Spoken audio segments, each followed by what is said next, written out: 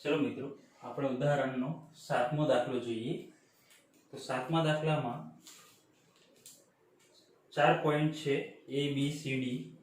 તેમાં લખેલ છે કોઈ માણસના સૂકા વાળમાંથી પસાર કરેલો કાંસકો કાગળના નાના ટુકડાને આકર્ષે છે। જ્યારે ભીના વાળ હોય તો વરસાદી દિવસમાં શું થાય?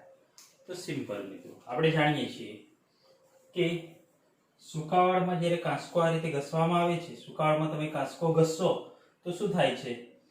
કાંસકો અને સૂકા વાળ વચ્ચે ઘર્ષણ થાય છે।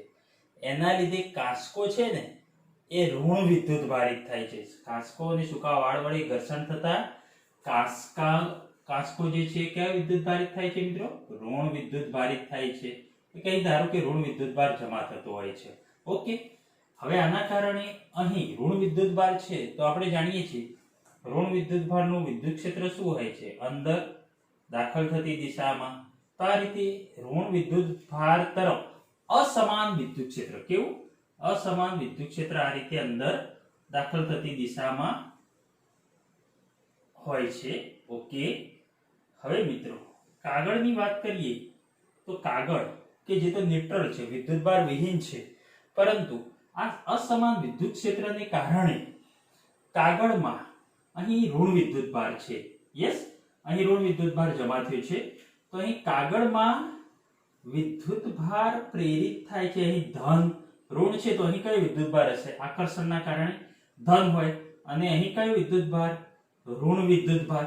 એના લીધે મિત્રો અહીં એવું કહી શકાય કે માઈનસ પ્લસ એટલે કે વિદ્યુત ક્ષેત્રની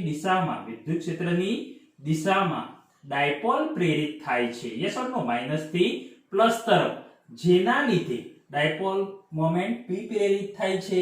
જેના લીધે મિત્રો આ માઈનસ અને આ પ્લસ, તો વિદ્યુત ક્ષેત્રને કારણે અહીં બળ લાગતા શું થાય છે? આ કાગળ કાંસકા તરફ આકર્ષાય છે। ખ્યાલ આવી ગયો? સૂકા વાળમાં આપણે કાંસકો ફેરવીએ છીએ ત્યારે કાંસકો આ રીતે ઋણ વિદ્યુત ભારિત થાય છે। ઋણ વિદ્યુતભારમાં અસમાન વિદ્યુત ક્ષેત્ર આ રીતે હોય છે।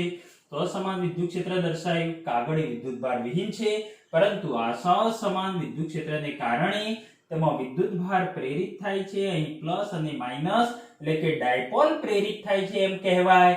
જે મિત્રો અહીં માઈનસ થી પ્લસ તરફ વિદ્યુત ક્ષેત્રની દિશામાં આકર્ષાય છે, ખેંચાય છે, અને અહીં કાગળનો ટુકડો કાંસકા તરફ આકર્ષાતો હોય છે। જ્યારે ચોમાસામાં તમે કાંસકો ફેરવશો, વાળ ભીના હોય, બરાબર, થોડો ભેજ હોય, પ્રમાણમાં ભેજ હોય, તો ચોમાસામાં કાંસકો આ રીતે ફેરવો છો તો કાંસકો વિદ્યુત ભારિત થતો નથી। એટલે ચોમાસામાં વિદ્યુત ભારિત કાંસકો નથી થતો, જેના લીધે કાગળનો ટુકડો આકર્ષાતો નથી। ઓકે, હવે બી પોઈન્ટ છે। ત્યારબાદ બી માં તમને શું કહેલું છે? સામાન્ય રબર અવાહક છે। યસ, રબર એટલે બેડ કંડક્ટર। બેડ કંડક્ટર સંપૂર્ણ અવાહક કહી શકીએ આપણે, પરંતુ વિમાનના વિશિષ્ટ રબરના ટાયરો સહિત સુવાહક બનાવવામાં આવે છે। આવું શા માટે? તો મિત્રો સામાન્ય રબર કે જે અવાહક એટલે કે બેડ કંડક્ટર છે, એમાંથી વિદ્યુતનું વહન થતું નથી, પરંતુ વિમાનમાં રબરના ટાયર જે છે એ થોડા સુવાહક બનાવવામાં આવે છે। What is the reason? શા માટે સુવાહક બનાવવામાં આવે છે? તો મિત્રો વિમાન જ્યારે આ રીતે ગતિ કરતું હોય, વિમાન આ રીતે ગતિ કરે છે ત્યારે શું થાય છે? હવાના અણુઓ તેની સાથે ઘર્ષણાય છે, ઘર્ષણ પામે છે, જેના લીધે વિમાનના ઉપરના ભાગમાં વિદ્યુતભાર જમા થતો હોય। મિત્રો એની સપાટી ઉપર શું થતો હોય? વિદ્યુતભાર જમા થતો હોય। હવે જ્યારે વિમાન ઊભું રહે છે ત્યારે સામાન્ય રીતે આપણે જ્યારે એને અડીએ છીએ, એટલે આપણે જમીનના શું છીએ? સંપર્કમાં। સામાન્ય રીતે આપણે જ્યારે અડકીએ છીએ ત્યારે શું થાય છે? ઝટકો આવે છે, આપણને શું આવે છે? શોક લાગે છે, ઝટકો આવે છે। એટલે કે વિદ્યુતભાર જે છે, જો ટાયર સુવાહક રાખે હશે તો મિત્રો આ રીતે ટાયર સુવાહક રાખે હશે તો વિમાનના ઉપરના ભાગમાંથી આ ટાયર દ્વારા શું થશે? વિદ્યુતભાર ક્યાં જતો રહેશે? સીધે સીધો જમીનમાં જતો રહેશે. યસ ઓર નો મિત્રો? તો શા માટે વિમાનના ટાયર સુવાહક રાખવામાં આવે છે? ખ્યાલ આવી ગયો? વિમાન જ્યારે હવામાં ગતિ કરતું હોય ત્યારે તેનું હવાના અણુ સાથે ઘર્ષણ થાય છે, તેના ઉપર વિદ્યુતભાર જમા થાય છે. જો આપણે તેને અડીએ તો આપણને શોક લાગે છે. શોક લાગે છે એટલે એના લીધે કંઈક કહેવાય ને શોર્ટ સર્કિટ કે કંઈક પણ પ્રશ્ન થવાની મિત્રો, શોક થવાની કંઈક પ્રશ્ન થવાની સંભાવના રહે છે. પરંતુ એવું ના થાય માટે જો ટાયર સુવાહક રાખ્યા હોય તો આ વિદ્યુતભાર સીધો ક્યાં જતો રહે છે? ટાયર મારફતે જમીનમાં જતો રહે છે.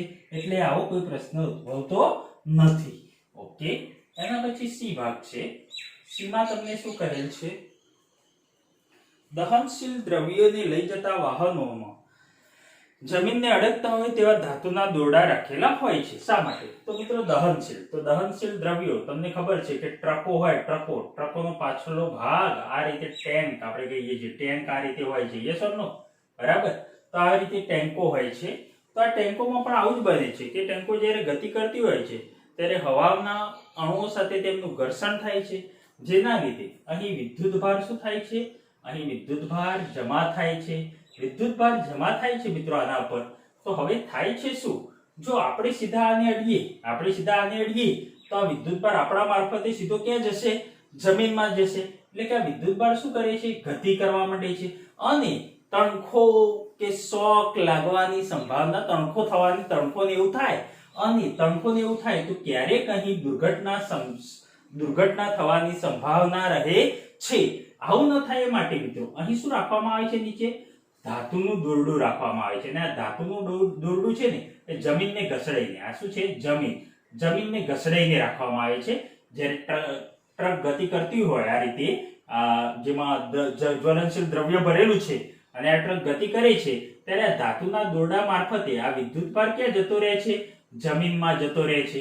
અને જમીનમાં જતો રહેતા આવી કોઈ દુર્ઘટના થવાની સંભાવના રહેતી નથી. ક્લિયર?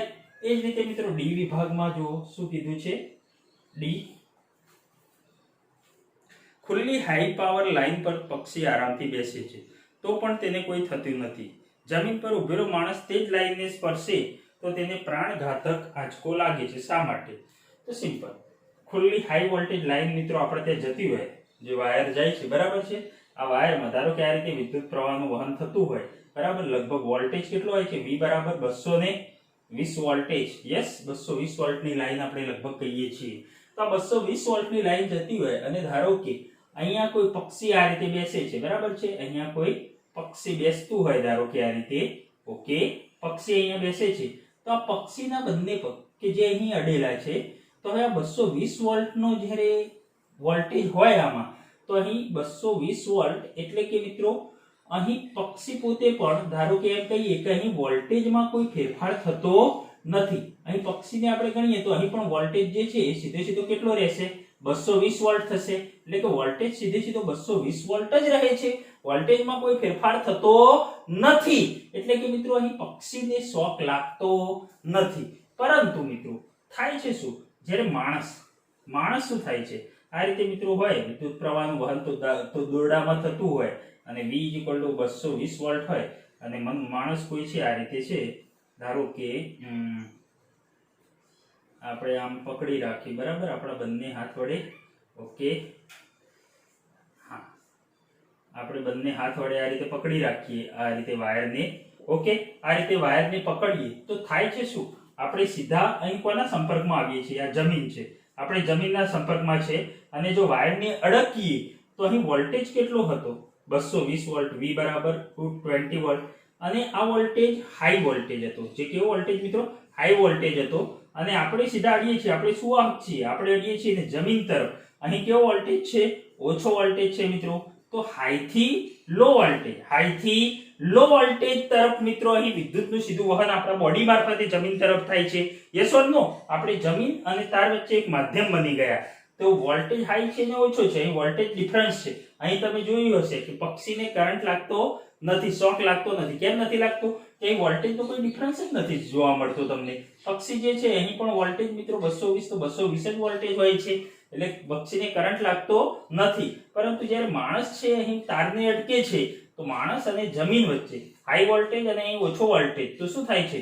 વિદ્યુત સ્થિતિમાનનો તફાવત પેદા થાય છે, જેના લીધે વધુથી ઓછા તરફ અહીં વોલ્ટેજ મિત્રો, વોલ્ટેજના કારણે માણસ સુવાહક હોવાથી આપણને ઝટકો લાગે છે, કરંટ લાગે છે. પરંતુ મિત્રો એવું કહી શકાય, ધારો કે અહીં આપણે જમીન અહીં છે અને તાર અહીંથી જઈ રહ્યો છે, બરાબર છે? તો આપણે પોતે છે ને જો આ રીતે તારને અટકી રહીએ, આપણે પોતે તારને આ રીતે અટકીને લબડી રહીએ, બરાબર છે? આ રીતે લબડી જવાનું, ઓકે, લબડી જવાનું, ઓકે. અને અહીંયાથી વિદ્યુત પ્રવાહ વહન થતું હોય તો આપણે જમીનને અટક્યા નથી. તો મિત્રો અહીં પણ એવું થશે, પક્ષી જેવું જ થશે. આપણે પણ આપણા કેસમાં પણ કે આપણને શોક લાગશે નહીં, પણ ક્યારે? જમીનને અટક્યા ન હશું ત્યારે. કારણ કે આ કેસમાં વોલ્ટેજનો તફાવત સર્જાશે નહીં. ક્લિયર? ઓકે. હવે આગળ બીજો દાખલો જોઈએ આપણે. ઉદાહરણ નંબર 8 જોઈએ. ડાઇલેક્ટ્રિક અચળાંક K ધરાવતા દ્રવ્યના એક ચોસલાનું ક્ષેત્રફળ સમાંતર પ્લેટ કેપેસિટરની પ્લેટ જેટલું છે, પરંતુ તેની જાડાઈ 3/4d છે. મિત્રો અહીં જે ચોસલો આપણે K ડાઇલેક્ટ્રિક અચળાંક ધરાવતું ચોસલું જે દાખલ કરીએ છીએ તેની જાડાઈ 3/4d છે, જ્યારે d એ બંને પ્લેટો વચ્ચેનું અંતર છે. આ બંને પ્લેટો છે મિત્રો, એની વચ્ચેનું અંતર d છે. ઓકે. હવે એમ કીધું છે આ ચોસલાને પ્લેટો વચ્ચે દાખલ કરવામાં આવે ત્યારે કેપેસિટન્સમાં કેવો ફેરફાર થાય? આ ચોસલાને પ્લેટો વચ્ચે, હવે હાલની વાત કરીએ તો હાલ અહીં કંઈ જ નથી. શું છે? શૂન્યાવકાશ છે, હવા છે. તો હવા હોય તો મિત્રો અહીંયા વિદ્યુત ક્ષેત્ર કેટલું હશે? E0 હશે. ઓકે, વિદ્યુત ક્ષેત્ર E0. તો અહીં એવું કહી શકાય કે ડાઇલેક્ટ્રિક દાખલ ન હોય ત્યારે, ડાઇલેક્ટ્રિક ચોસલું દાખલ ન હોય ત્યારે V0 બરાબર આપણે લખી શકીએ છીએ મિત્રો, V બરાબર ED. V બરાબર ED સૂત્ર પરથી, આ સૂત્ર પરથી V0 બરાબર ડાઇલેક્ટ્રિક દાખલ ન હોય ત્યારે શૂન્યાવકાશમાં E0 અને બંને પ્લેટો વચ્ચેનું અંતર D. Equation number 1. હવે આપણે ડાઇલેક્ટ્રિક દાખલ કરીએ છીએ. તો ચલો અહીં ડાઇલેક્ટ્રિક દાખલ કરીએ છીએ, જેની જાડાઈ તમને આપી છે 3/4d. તો અહીં 3/4d જાડાઈ વાળું ડાઇલેક્ટ્રિક દાખલ કરીએ છીએ. ચલો આ કર્યું. ઓકે, આટલી જે જાડાઈ છે કેટલી છે? 3/4d છે. તો આટલી કેટલી થશે? 1/4d થશે ને? Yes or no? d - 3/4d તો કેટલું થાય મિત્રો? d માંથી બાદ કરો તો 4d - 3d એટલે કે d/4 થાય. Yes, 1/4d. તો 1/4d આટલું થશે. આ શું છે? ડાઇલેક્ટ્રિક દાખલ કર્યું એ ચોસલું, એની જાડાઈ 3/4d. તો અહીં વિદ્યુત ક્ષેત્ર કેટલું થાય? આપણે જાણીએ છીએ ડાઇલેક્ટ્રિક દાખલ કરતા વિદ્યુત ક્ષેત્ર E' બરાબર E0/k, એટલે કે E0/k k માં ભાગનું થાય. વિદ્યુત ક્ષેત્રમાં શું થાય? ડાઇલેક્ટ્રિક દાખલ કરો તો ઘટાડો થાય, તો E0/k થાય. હવે આ બંને પ્લેટો વચ્ચે મિત્રો અહીં વિદ્યુત સ્થિતિમાનનો તફાવત હું શોધી દઉં તો અહીં લખી શકાય કે બંને પ્લેટો વચ્ચે વિદ્યુત સ્થિતિમાનનો તફાવત, બંને પ્લેટો વચ્ચે ડાઇલેક્ટ્રિક દાખલ કર્યા બાદ બંને પ્લેટો વચ્ચે PD વિદ્યુત સ્થિતિમાનનો તફાવત કયા સૂત્ર પરથી? V બરાબર ED સૂત્ર પરથી લખીએ આપણે. તો V બરાબર V1 પ્લસ V2.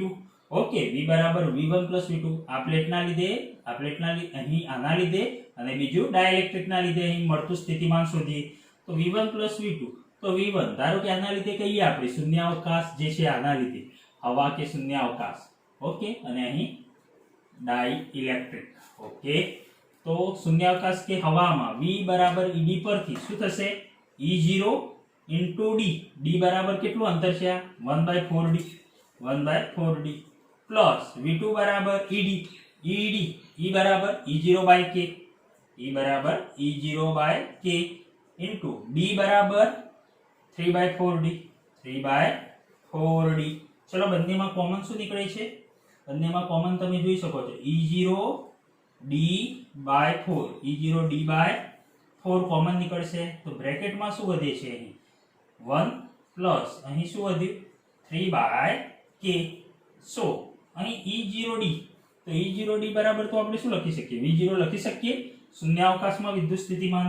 તો V0/4 બ્રેકેટમાં k પ્લસ લસા કે આયો k plus 3 by k equation number 2 મિત્રો આ તમને બંને પ્લેટો વચ્ચેનું ડાઇલેક્ટ્રિક દાખલ કર્યા બાદ વિદ્યુત સ્થિતિમાન મળી ગયું v બરાબર v0/4 k plus 3 by k હવે આપણે એક કામ કરીએ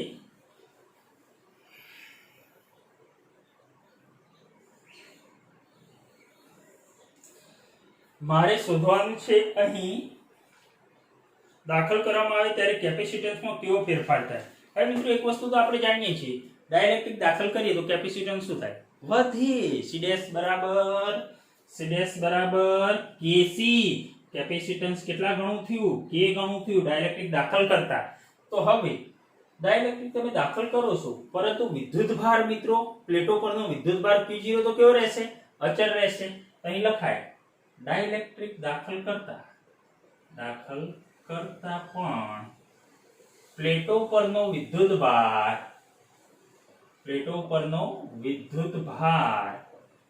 Q0 કેવો રહેશે અચળ રહેશે એમાં કોઈ ફેરફાર થશે નહીં અચળ રહે છે તો અહીં મારે કેપેસિટન્સ શોધવું છે તો કેપેસિટન્સ C બરાબર Q બરાબર CV તો Q બરાબર CV so C બરાબર Q બાય V તો અહીં લખાય C બરાબર Q0 વિદ્યુતભાર અચળ Q0 રહે છે અને V વિદ્યુત સ્થિતિમાન તો Q0 એમના એમ V બરાબર આપણે શોધ્યું વિદ્યુત સ્થિતિમાન ડાઇલેક્ટ્રિક દાખલ કરતા V0/4 એટલે કે Q0 upon V0/4 બ્રેકેટમાં K + 3 બાય K એક કામ કરીએ આ 4K ક્યાં જતા રહેશે ઉપર તો આવું રહેશે Q0/V0 બ્રેકેટમાં 4K બાય K + 3 તો અહીં મિત્રો કેપેસિટન્સ C મળ્યું Q0/V0 4K બાય K + 3 અથવા તો એવું લખાય Q0/V0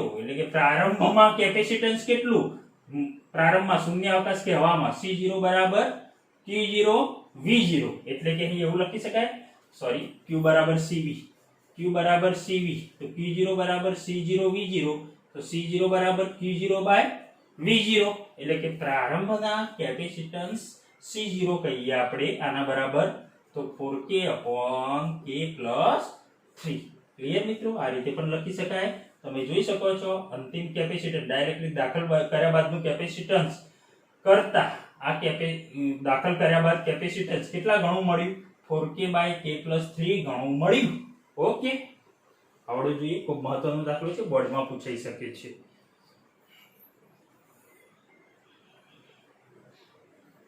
ઉદાહરણ 9 બોર્ડ માટે ખૂબ જ મહત્વનું ઉદાહરણ મોસ્ટ આઈએમપી ફોર બોર્ડમાં આ એક્ઝામ્પલ 3 થી 4 માર્ક્સમાં પૂછાઈ શકે છે તો આ રીતે તમને કેપેસિટરોનું જોડાણ આપ્યું છે C1 C2 C3 અને C4 તથા વિદ્યુત સ્થિતિમાનનો તફાવત V = 500 વોલ્ટ આપેલો છે ઓકે સારું મિત્રો અહીં C1 C2 C3 અને C4 આ ચારે ચાર કેપેસિટરના કેપેસિટન્સ સમાન આપેલા છે યસ ચોપડીમાં આપેલું છે કે ભાઈ સમાન કેપેસિટન્સ છે તો નેટવર્કનું સમતુલ્ય કેપેસિટન્સ શોધો તો અહીં આપણે લખીશું કે મિત્રો અહીં કેપેસિટન્સ સમાન છે ચારે ચાર કેપેસિટરના તો કેપેસિટન્સ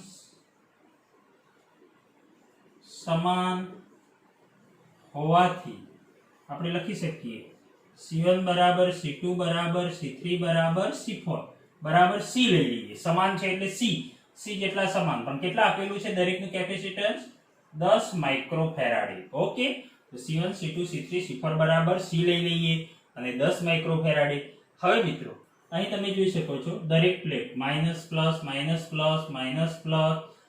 આ ત્રણ પ્લેટો ગણીએ તો પ્લસ માઈનસ એ રીતે આપેલું છે મિત્રો માઈનસ પ્લસ ઓકે તો આ ત્રણ પ્લેટો જે C1 C2 ને C3 આપણે ગણીશું તે ત્રણ પ્લેટો કેવી થશે આ ત્રણ પ્લેટો શ્રેણીમાં થશે યસ ઓર નો તો અહીં લખાય કે અહીં C1 C2 અને C3 પ્લેટ કેવું જોડાણ થશે શ્રેણી જોડાણ તો શ્રેણી જોડાણમાં અહીં આપણે લખી શકીએ CS C શ્રેણી કહીએ શ્રેણી જોડાણમાં સમતુલ્ય કેપેસિટન્સ કેટલું કહીએ C1 C2 C3 નું CS બરાબર મિત્રો સમાન છે તો અહીં આપણે કેપેસિટરનું કેપેસિટન્સ શ્રેણી જોડાણ 1/C is equal to 1 upon cs is equal to 1 upon c1 plus 1 upon c2 plus 1 upon c3 પણ ત્રણે ત્રણ સમાન છે તો આપણે શોર્ટમાં લખી દઈએ cs બરાબર c by n yes or no c બરાબર કેટલા છે ત્રણનું કેપેસિટન્સ સમાન 10 માઇક્રોફેરાડે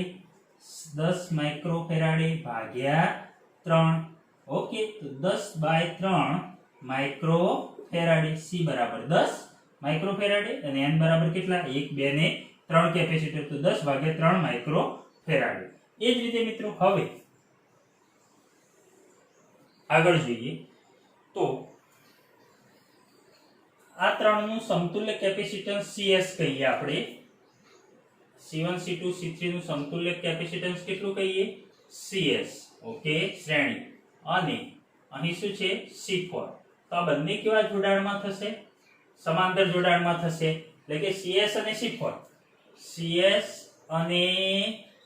C4 કેવા જોડાણમાં થશે સમાંતર જોડાણમાં તો સમાંતર જોડાણમાં અહીં આપણે લખી શકીએ સમતુલ્ય કેપેસિટન્સ C પેરેલલ CS ત્રણનું ભેગું CS અને C4 સમાંતર જોડાણમાં એટલે કે C parallel is equal to શું થાય સમાંતર જોડાણમાં બંને કેપેસિટન્સનો સરવાળો CS પ્લસ C4 CS છે આપણા જોડે કેટલા છે 10 ભાગ્યા 3 માઇક્રોફેરાડે 10/3 પ્લસ C4 કેટલા છે C4 10 માઇક્રોફેરાડે તો અહીં 10 તો કેટલા થશે 10 તરી 30 ને 10 40 ભાગ્યા 3 માઇક્રોફેરાડે મિત્રો 40 ભાગ્યા 3 કરો તો 13.3 માઇક્રોફેરાડે આટલું સમતુલ્ય કેપેસિટન્સ થશે ઓકે તો આપણે સમતુલ્ય કેપેસિટન્સ શોધી દીધું હવે સેકન્ડ નંબરમાં તમને કહેલ છે કે દરેક કેપેસિટર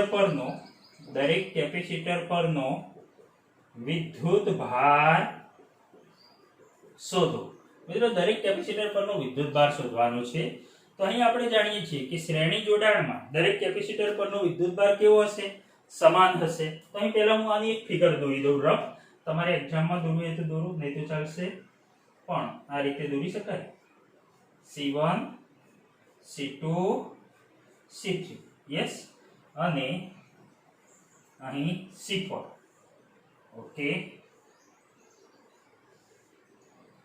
વિદ્યુત સ્થિતિમાનનો તફાવત આપે છે V બરાબર 500 વોલ્ટ ઓકે V બરાબર 500 વોલ્ટ આ રીતે C1 C2 C3 અને આ C4 અહીં મિત્રો C1 C2 C3 આ A અને B કહીએ આ C અને D કહીએ ચલો તો C1 C2 C3 શ્રેણીમાં તો શ્રેણી જોડાણમાં દરેક પરનો વિદ્યુતભાર કેવો સમાન હશે અહીં C1 C2 C3 પરનો વિદ્યુતભાર સમાન કેટલો Q અને C4 પરનો વિદ્યુતભાર આપણે કેટલો કહીએ Q4 ઓકે અહીં આ બંને સમાંતર છે ઓકે તો બંને વચ્ચે વિદ્યુત સ્થિતિમાનનો વોલ્ટેજ V એ તો કેવો રહેશે સમાન રહેશે PD તો સમાન જ રહે સમાંતરમાં તો સમાંતર જોડાણમાં PD કેવો રહેશે સમાન રહેશે ઓકે સારું તો અહીં આપણે લખી શકીએ કે C1 C2 C3 એ શ્રેણીમાં છે તેના દરેક પરનો આપણે વિદ્યુતભાર શોધી દઈએ અહીં લખાય C1 C2 C3 કેવું જોડાણ છે શ્રેણી જોડાણ ઓકે CS બરાબર તેથી દરેક પરનો વિદ્યુતભાર કેટલો થાય અહીં લખાય સમાન હોય શ્રેણી જોડાણમાં તો Q1 બરાબર Q2 બરાબર Q3 બરાબર Q બરાબર CV Q બરાબર CV સૂત્ર પરથી શ્રેણી જોડાણ સમતુલ્ય કેટલું મળ્યું CS એટલે Q બરાબર CSV મિત્રો CS આપણા જોડે છે કેટલા છે CS 10/3 માઇક્રોફેરાડે તો અહીંયા CS બરાબર લખી દો 10/3 માઇક્રો એટલે 10⁻6 અને V બરાબર 500 તો અહીં તમને મળશે મિત્રો 10/3 × 10⁻6 ને 500 5/3 કરો એટલે લગભગ તમને મળશે 1.67 × 10⁻3 કુલમ 5/3 કરશો 1.67 × 10⁻3 કુલમ એટલે કે 1.7 × 10⁻3 કુલમ ઓકે એ જ રીતે મિત્રો C4 પરનો વિદ્યુતભાર શોધવો છે આપણે C4 ઓકે એના પરનો વિદ્યુતભાર કેટલો છે Q4 છે તો અહીં લખાય C4 પરનો વિદ્યુત ભાર કેટલો થશે અને કહેશો મિત્રો C4 પરનો વિદ્યુત ભાર Q4 CV. CV એટલે કે C4 ઇન્ટુ વિદ્યુત સ્થિતિમાનનો તફાવત જે છે વોલ્ટેજ V છે તો આ AB અને CD બંને વચ્ચે આ બધા બંને માટે કેવો સમાન. યસ ને, સમાંતર જોડાણ છે આ બંનેનું તો બંને માટે V કેવો સમાન એટલે કે Q4 બરાબર C4V. C4 કેટલા છે તમારા જોડે છે અહીં તમને આપેલા છે C4 10 માઇક્રોફેરાડે તો અહીં લખી દેવાનું 10 માઇક્રોફેરાડે એટલે 10 ગુણ્યા 10 ની -6 અને V બરાબર કેટલા 500 વોલ્ટ એટલે કે મિત્રો અહીં લખાય 5 ગુણ્યા 10 ની -3 કુલમ. ખૂબ મહત્વનો એક્ઝામ્પલ છે, બોર્ડ માટે પૂછાઈ શકે છે મિત્રો, તૈયાર કરવો જોઈએ.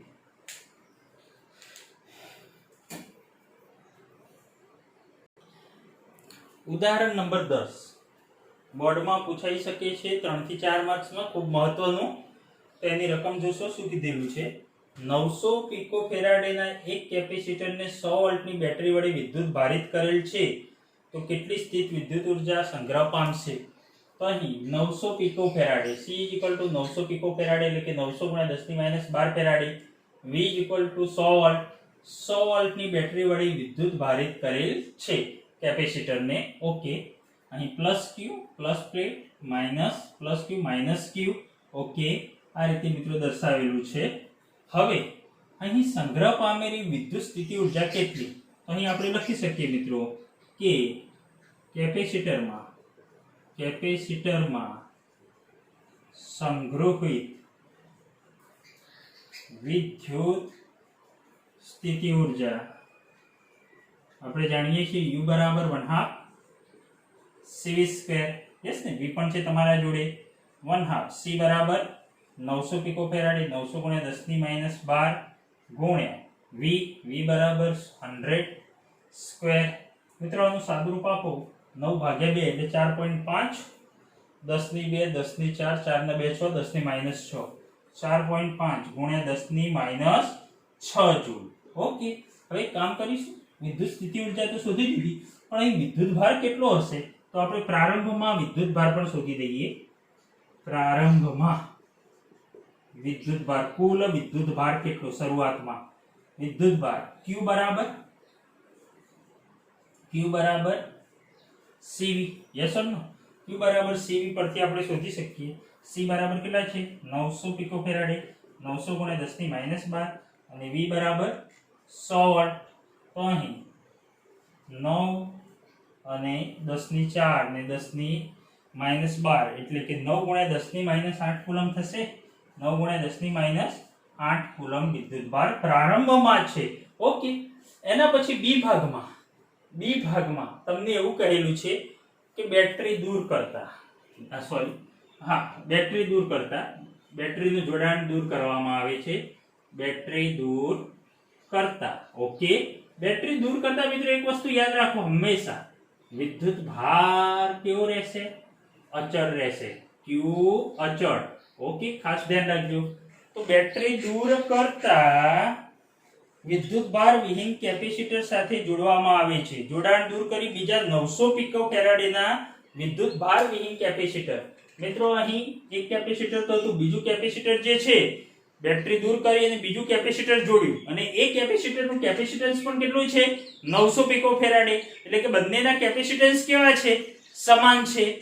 તો બીજા વિદ્યુત ભાર વિહીન કેપેસિટર સાથે જોડાણ કરતા સંગ્રહ પામતી આ તંત્ર વડે એટલે કે બંને કેપેસિટર વડે સંગ્રહ પામતી વિદ્યુત સ્થિતિ ઉર્જા કેટલી.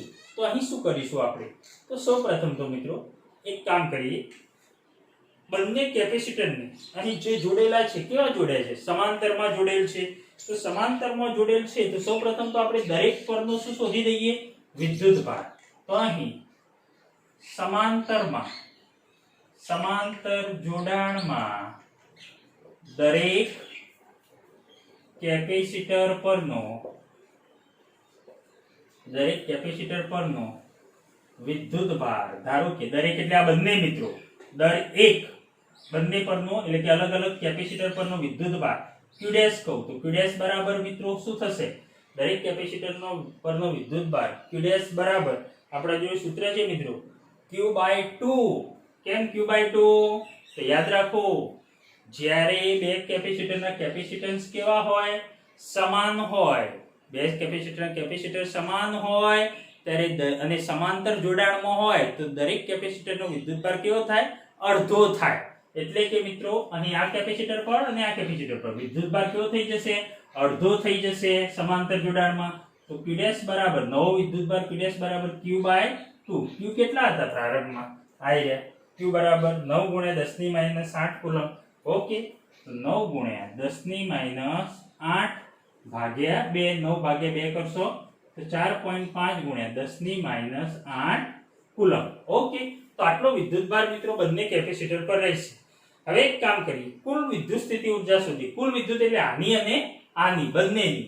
ઓકે, એટલે કે તંત્રની વિદ્યુત સ્થિતિ ઊર્જા, તંત્રની વિદ્યુત સ્થિતિ ઊર્જા, નવી વિદ્યુત સ્થિતિ ઊર્જા u' બરાબર, અથવા તો ચલો u' બરાબર અહીં આપણે લખી શકીએ આના પરની સ્થિતિ ઊર્જા q'2/2c. યસ ને મિત્રો, u બરાબર શું લખીએ છીએ આપણે? q2/2c. આના પરથી આના પરનો વિદ્યુતભાર કેટલો? q' એટલે કે q'2/2c વત્તા આના પરનો પણ વિદ્યુતભાર કેટલો? q' એટલે કે q'2/2c. મિત્રો q'2/2c q'2/2c તો કેટલા થશે?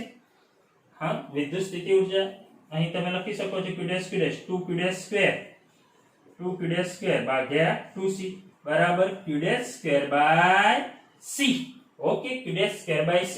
અહીં q' એટલે કે તમારા જોડે છે 4.5 ગુણ્યા 10 ની માઈનસ 8, 4.5 ગુણ્યા 10 ની માઈનસ 8 નો સ્ક્વેર ભાગ્યા c બરાબર 900 પિકોફેરાડે. 900 ગુણ્યા 10 ની માઈનસ 12.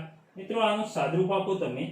10 ની 8 દુ 16 માઈનસ 16 અને 10 ની અહીં માઈનસ 10 થઈ જશે.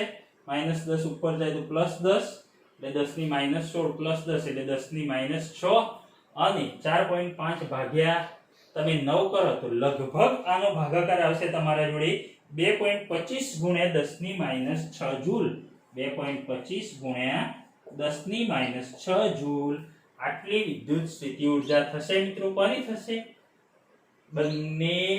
બંને કેપેસિટરના બનેલા તંત્રની. ઓકે, જો દરેક કેપેસિટરની કે ને મિત્રો, દરેક કેપેસિટરની તો u બરાબર q'2/2c. q'2/2c એટલે કે તમારે શું કરવાનું? કામ કરવાનું મિત્રો, આપણે શોધેલું છે તંત્રની સ્થિતિ ઊર્જા કેટલી થાય? u' બરાબર u/2. તંત્રની સ્થિતિ ઊર્જા એટલે અડધી થઈ જાય પ્રારંભિક કરતા અડધી. જો મિત્રો પ્રારંભમાં અહીં કેટલી હતી? 4.5 ગુણ્યા 10 ની માઈનસ 6. તો અહીં લખી દો પ્રારંભમાં 4.5 ગુણ્યા 10 ની માઈનસ 6. તંત્રની કહું છું, તંત્રની વિદ્યુત સ્થિતિ ઊર્જા અડધી થઈ જાય ભાગ્યા 2 કરશો તો તમને મળશે 2.25 ગુણ્યા 10 ની માઈનસ 6 જૂલ. ઓકે, અને દરેક કેપેસિટરની ઊર્જા કે તો u' બરાબર u/4. દરેક કેપેસિટરની કે તો કેટલા ભાગની મળે? ચોથા ભાગની મળે. u' બરાબર u/4 કારણ કે u/4 પ્લસ u/4 કરો તો કેટલા મળશે? u/2 મળશે કે નહીં? આ તંત્રની અને આ દરેક કેપેસિટરની. આવો આપણે MCQ જોયેલ છે મિત્રો. આવો MCQ પૂછાય છે, કાં તો હું નવા સેશનમાં આ MCQ લઈશ. ઓકે, તો ખૂબ મહત્વના હતા ઉદાહરણ. આપણે બધા દાખલા જોઈ લીધા. યસ, દરેક દાખલા તમારે કરવાના છે. એમાં છેલ્લા આપણે જે બંને 3 જોયા 8 9 10 જે પરીક્ષામાં બોર્ડમાં પૂછાઈ શકે છે. ઓકે.